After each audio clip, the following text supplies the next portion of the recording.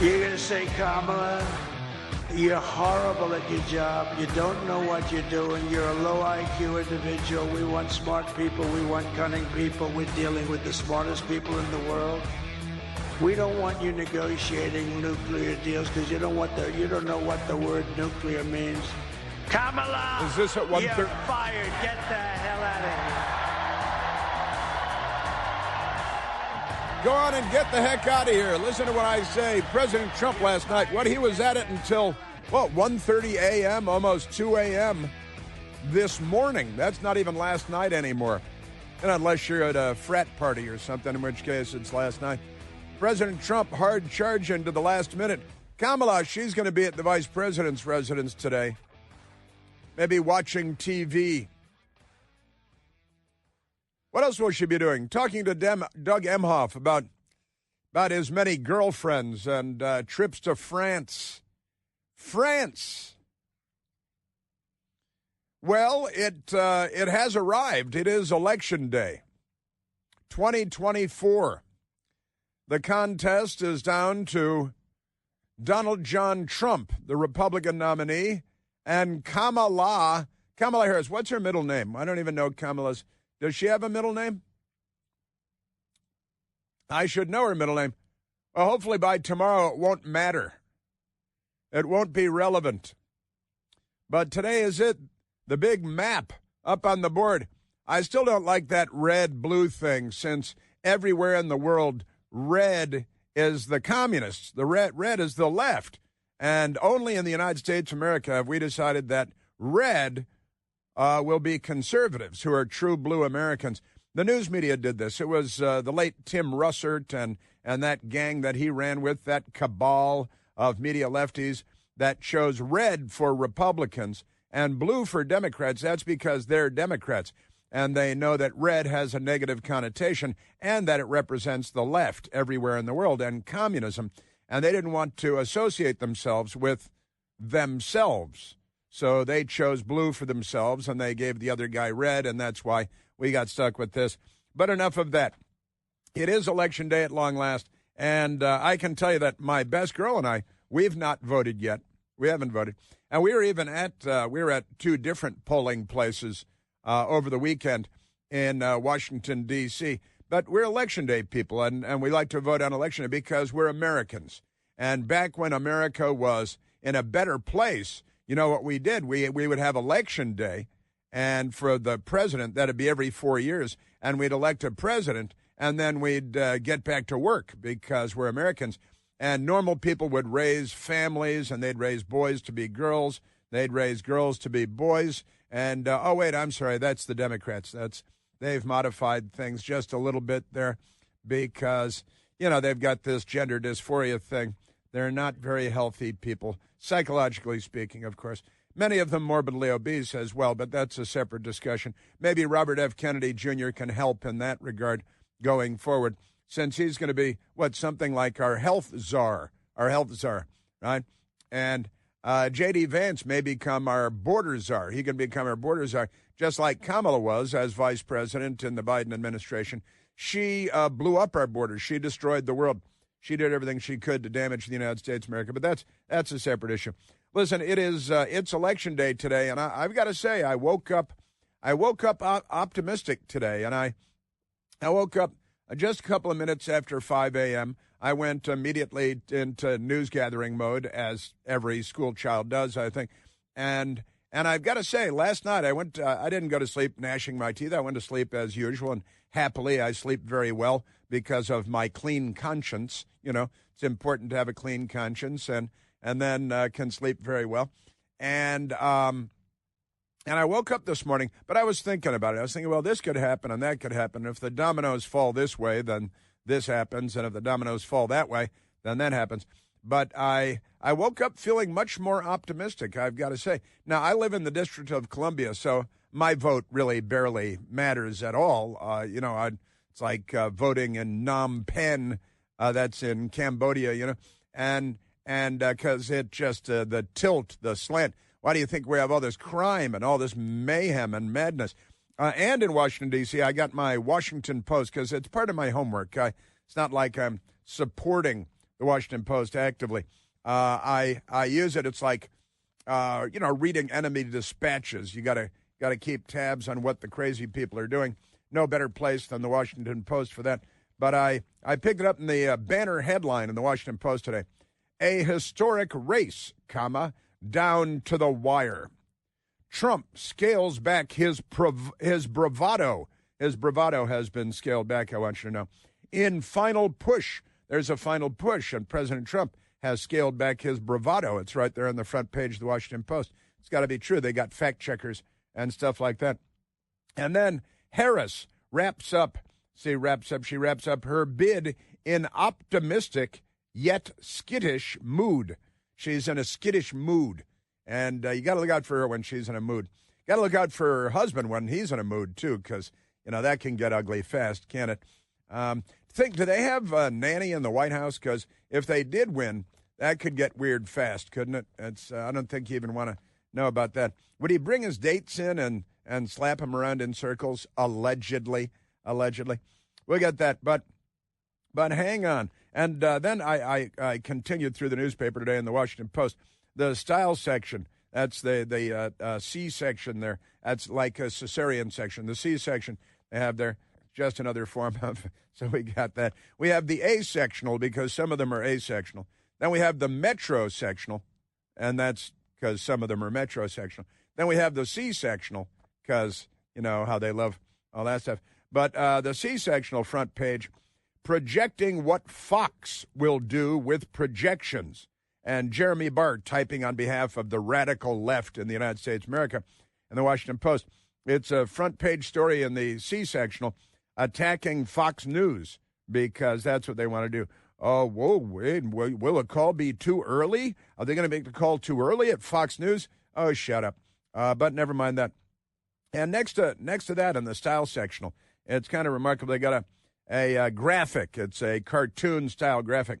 And it's got a map of the United States of America, and it's got some red stuff and some blue stuff because red and blue. And then it has the three heads of men with their shoulders and their hands. And it's, the old monkeys with the see no evil, hear no evil, speak no evil. And they've got the first one has the hands, two hands over the eyes, see no evil. And then the two hands over the ears, hear no evil. And then the two hands over the mouth, speak no evil, speak no evil. Except this is not that. It's very similar to that. It looks like that. It conjures up notions of that.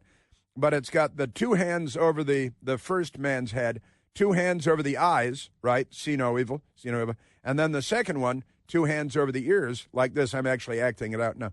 Two hands over the ears for hear no evil. And then the third one has the man with two hands over the eyes again.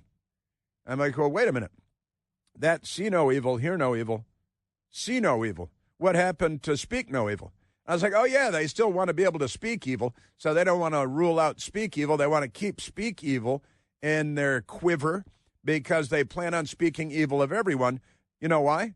Because they're Hitler. That's why, because they're fascists, because they're Nazis, because they'll kill. Did you see Orca last night?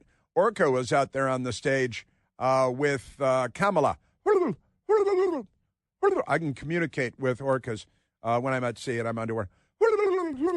All right, so Orca was there, and she was on stage with Kamala. And you know what she said? She said tomorrow, because it was last night, and she was talking about today, Election Day.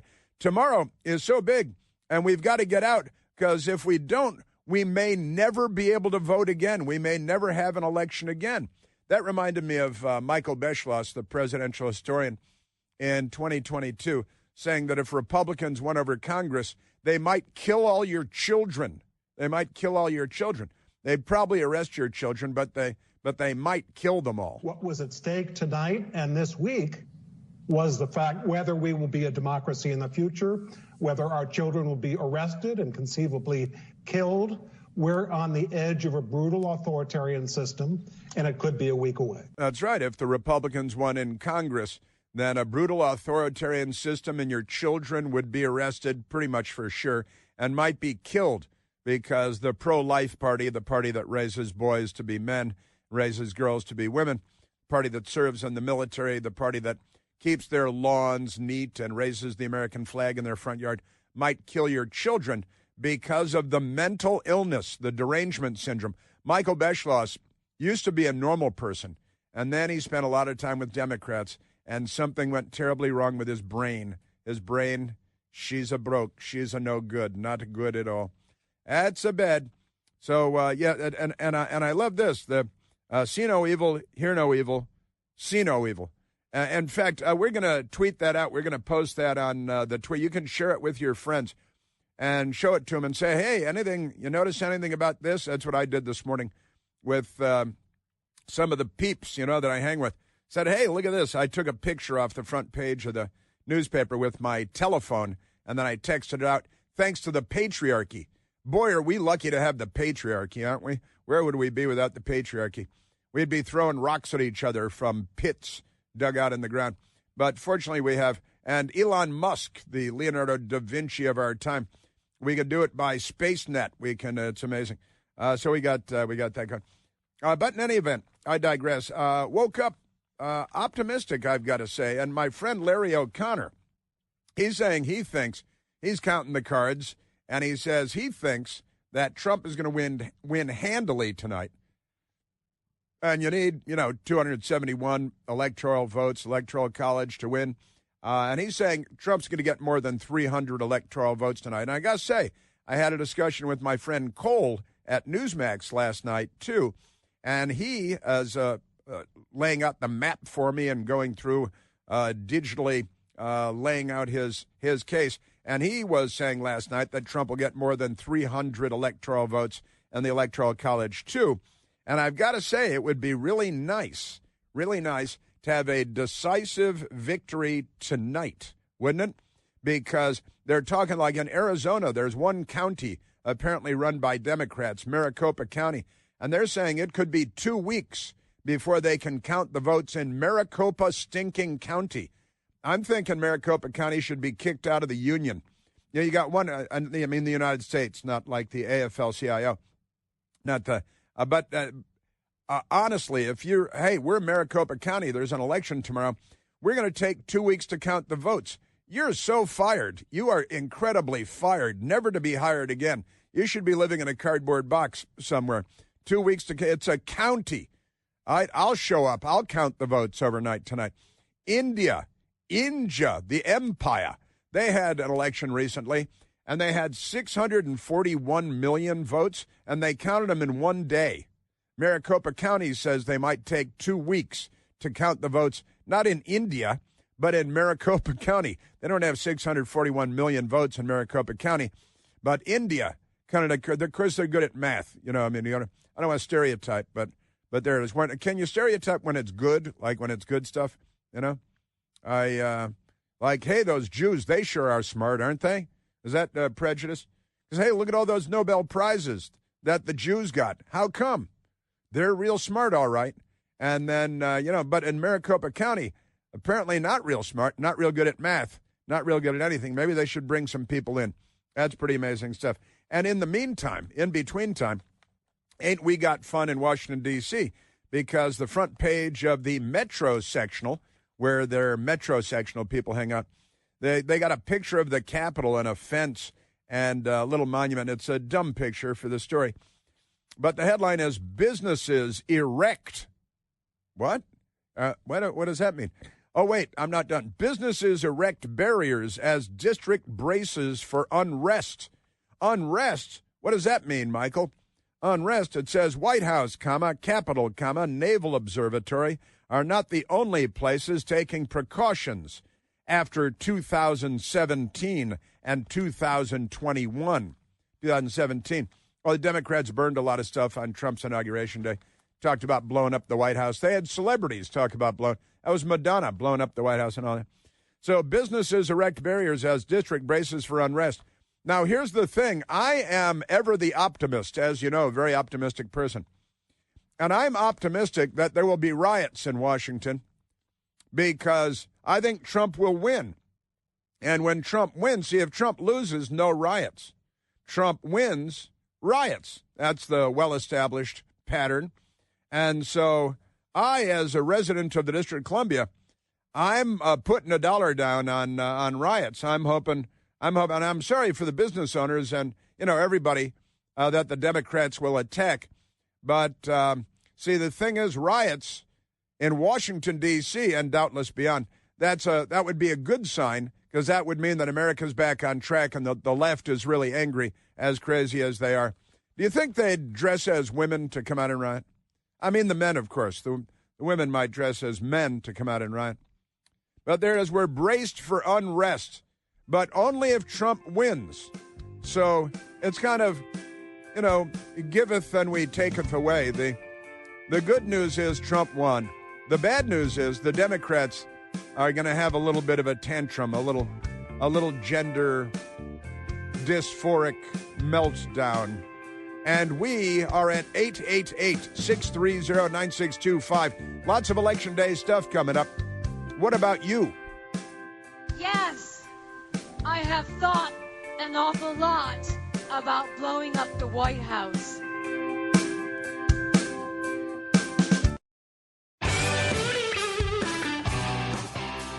The Washington Post and Monica Lewinsky both have advice for you if you're feeling anxious over the election today.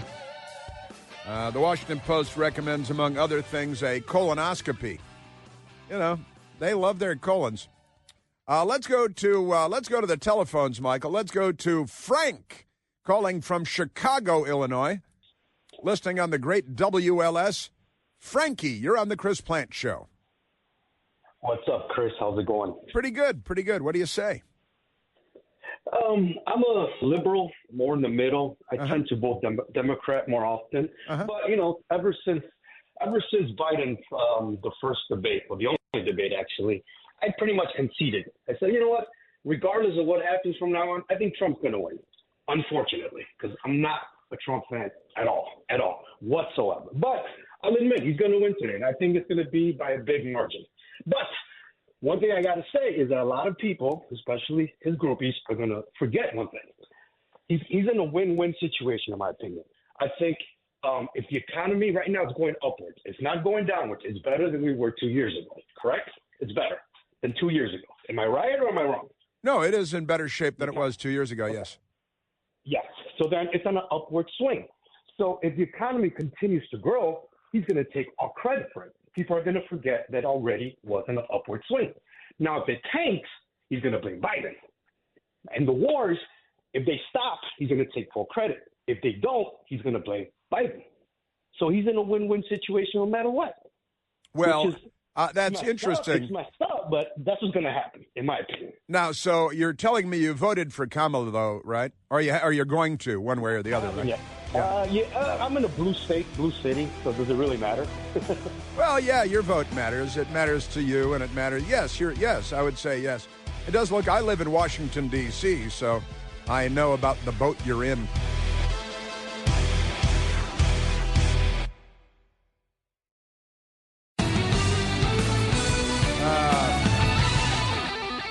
Frank from Chicago.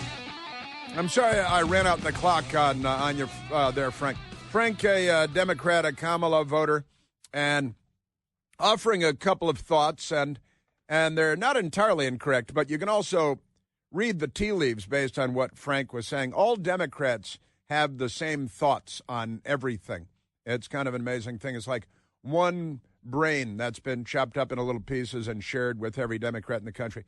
But Frank is not wrong. He said, well, the economy, because we had the Wuhan Red Death and then the high interest rates because they got gas prices over $5, the Democrats did, which made everything more expensive, food prices at grocery stores and restaurants and every place else, everything that's delivered by truck, more expensive. Groceries are up 20-something% under Joe Biden and Kamala Harris. Overall, everything is up. And gas prices are back down, but not before they made sure that they hit a record high. And they had the interest rates up to the point where nobody was buying houses, and inflation at more than 9%. You had to go back to Jimmy Carter days to find higher interest rates. And so the economy, they tanked the economy by doing all kinds of terrible things to the energy sector, and And, of course, the open borders thing with the crime and the gangs out of Venezuela, Trinidad, and all the mayhem, and, about the murders and the rapes and the gangs and all this stuff, because the Democrats are making everything better. But Frank says the economy is better now than it was 2 years ago. That's true.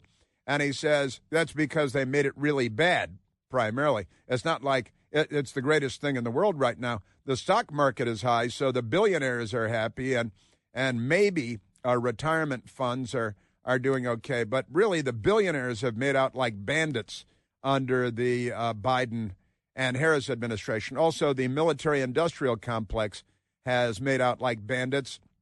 And Joe Biden, the Biden family taking in millions from communist China and from Ukraine, where we've sent a couple of $100 billion to fund the war there.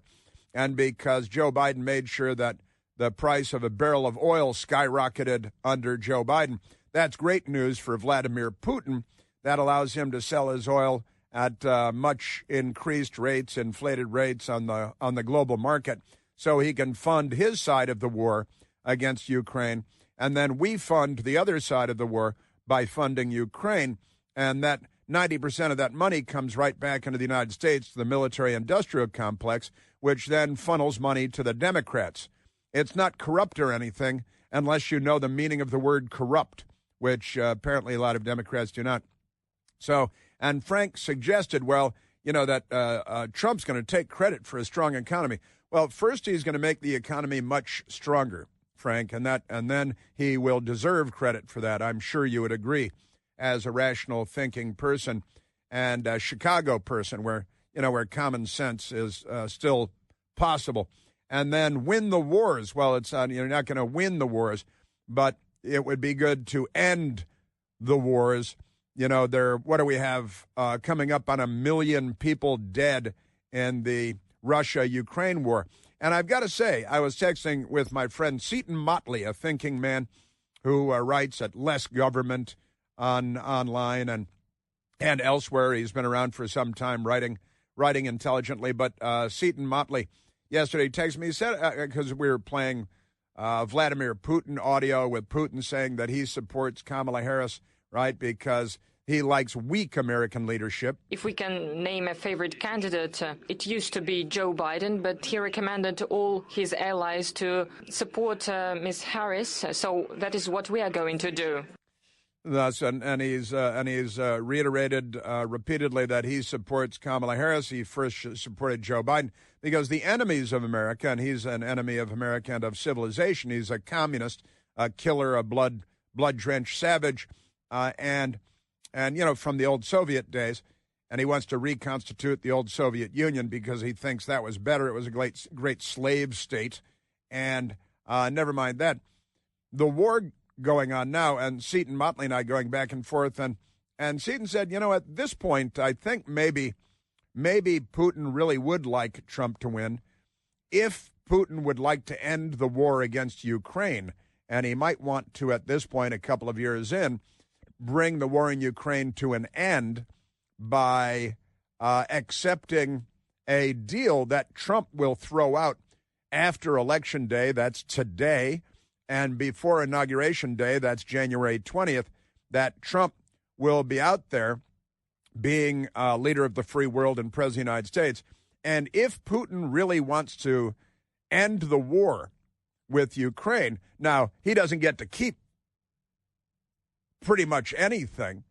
He's stolen a lot of stuff. You can't make him bring it back into the country, probably. But you were never going to see Ukrainian tanks rolling into Red Square in Moscow and declaring victory over Russia. That was never a possibility, never an option. And now what we have is a sort of an endless war that the military-industrial complex loves. They get to try out new weapon systems and sell a lot of stuff, and Joe Biden's buddies make a lot of money off of it, and he stays for free at their, $50 million ranches and all that, and fly on their private jets because Joe Biden and his family are very corrupt, and they take money in exchange for power and influence that they have secured. But, Frank, I would like to see Trump come in and bring the war between Russia and Ukraine to an end before there are 2 million dead. But that's just me. I'm kind of old-fashioned. We love life, and you guys love death, the Democrats, right? And then the old saying that Al-Qaeda used and that the Democrats have adopted is Al-Qaeda said, we love death more than you love life. And now the Democrat Party has kind of stolen that from Al-Qaeda. Now they're the party of we love death more than you love life. But Frank raised those questions. Frank, I'll be happy the Democrats can try to take all the credit for Trump's economy that they want, and they will try to take credit for Trump's economy because they lie about everything. And then when Trump brings an end to the war, Frank, there are no peace talks going on. Not at the United Nations, not in Geneva, not in Paris. There are no peace talks going on in Kiev or Moscow. There are no peace talks going on to bring to an end the war that has already killed, a war in Europe between Russia, a major nuclear power, headed by an old-school Soviet communist, and then everybody's favorite Volodymyr Zelensky, right? But if Trump does bring an end to the war, he should get the Nobel Stinking Peace Prize, as it's now called. You see, they've updated the name. Now it's the Nobel Stinking Peace Prize. And Barack Obama's got one of those at home. He didn't bring an end to any wars. He didn't bring peace anywhere. He bombed more countries and attacked more countries than any president since World War II. And he has the Nobel Peace Prize at home. They gave him $1 million. And I've got to tell you, Frank, that I think that Trump will bring peace to Israel. And one of the ways you do that, Frank, is to make energy cheap and available, in particular oil and petroleum products that the Democrats want to make more expensive, which is great news for Putin waging war and gives him lots of money for that.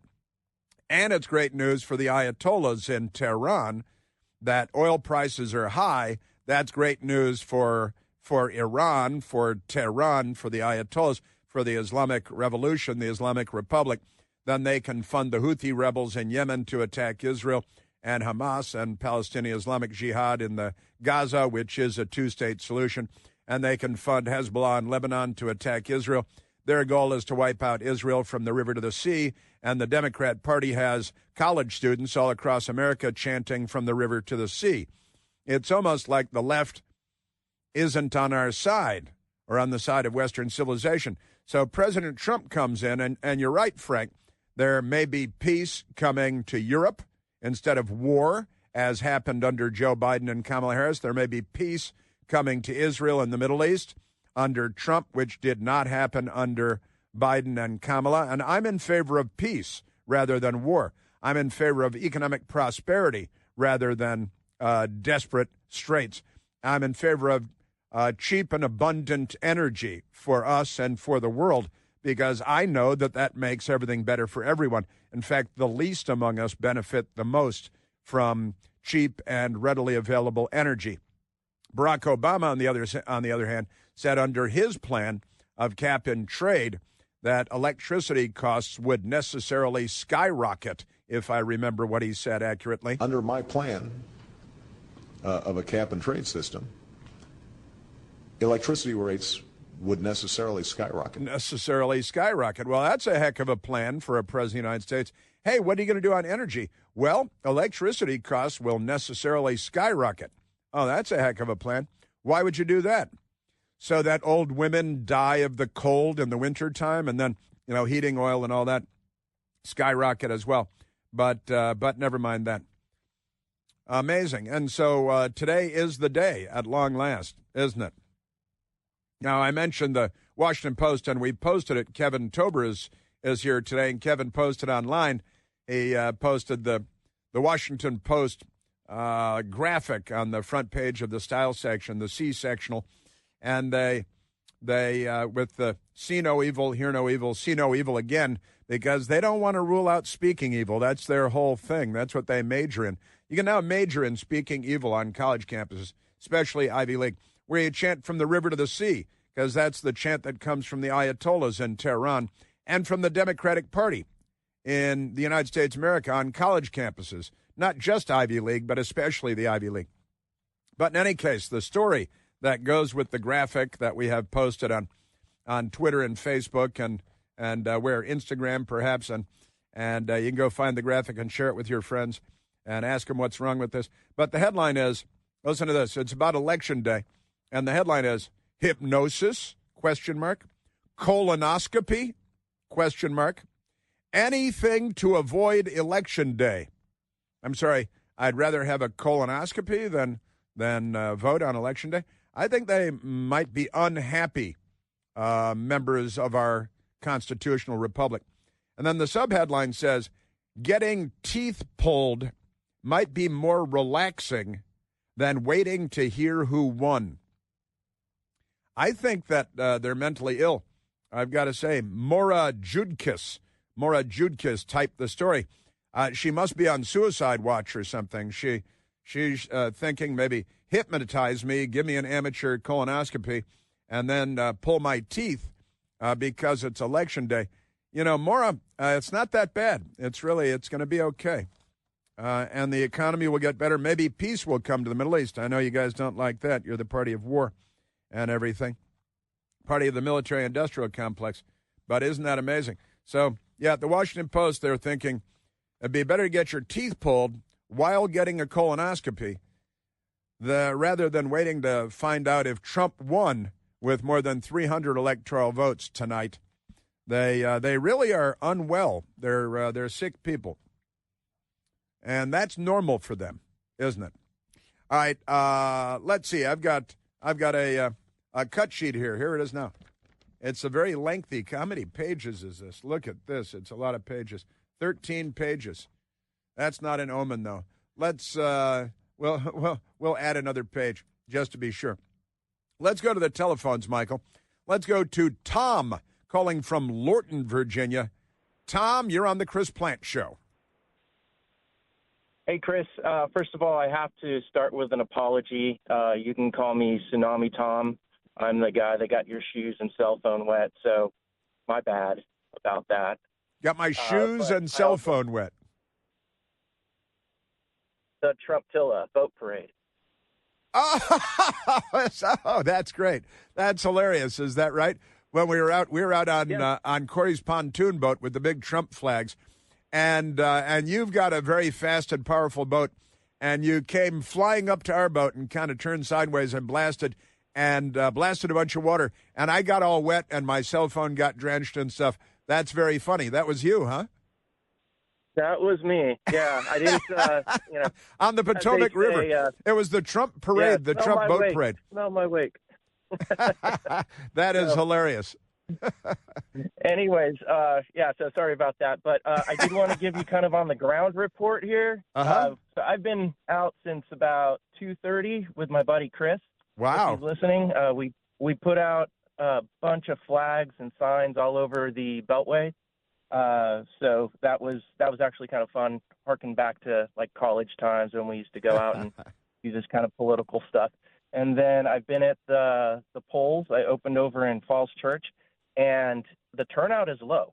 And that's a very big Democrat district. So they said 50% had already voted, and based on what they were expecting, that they are about 50% off on the in-person voting so far in that Democrat district. No kidding. And the folks that, it was pretty wild. They had only 270 by around 9 o'clock or so. And that's, again, about half of what the poll chairperson or whatever they call him there was expecting. Wow. And I will say the folks that were taking information from me when I was giving out the sample ballots were just so enthusiastic. One lady came up and just gave me a hug. Another guy was just chatting me up about how the military is just in shambles. And it was a complete diverse group of people. We had some Muslim Americans, we had white folks, African Americans, women, Jewish folks. I mean, it's a very diverse district, and there was no this type of person as a Trump voter. It was across the board. And it's looking good. I feel great. I'm off to my next polling place now, and I'll work there for a few hours, and then I'll go to another one and close down tonight.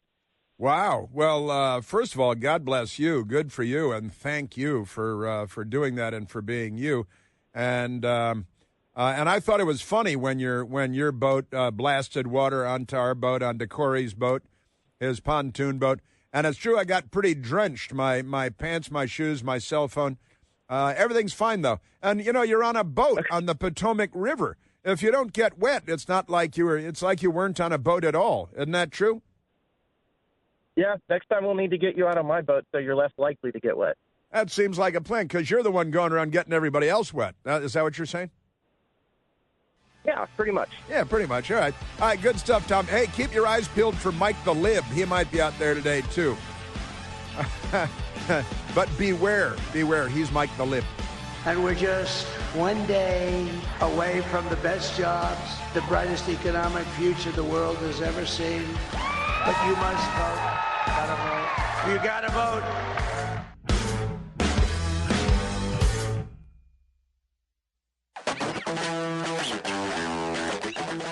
Ah, yes.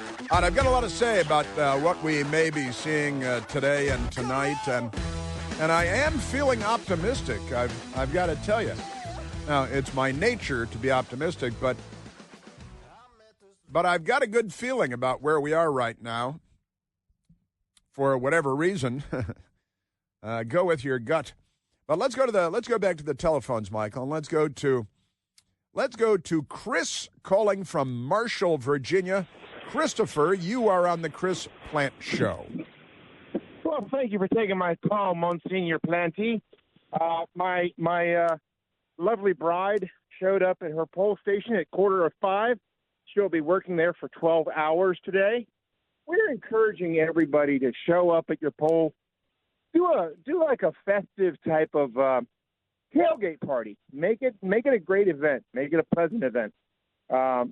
It's going to be a watershed changing moment. So you're optimistic as well. I am beyond optimistic. Beyond optimistic. That's very good. I am ecstatic. I am ecstatic, sir. I'm ecstatic. Because you're convinced that the outcome will be the preferred, the desired outcome. You think we're going to know tonight? No, I don't think we're going to know tonight, but I think we're going to know. I wanted to make one point. You were talking about the oligarchs making so much money in the last 4 years. WAPO, Washington Post, lost $77 million. It's the best investment Bezos ever made because it works out to be 11.4 minutes of his day. That's pretty good. Yeah, they did lose $77 million last year, and he doesn't care.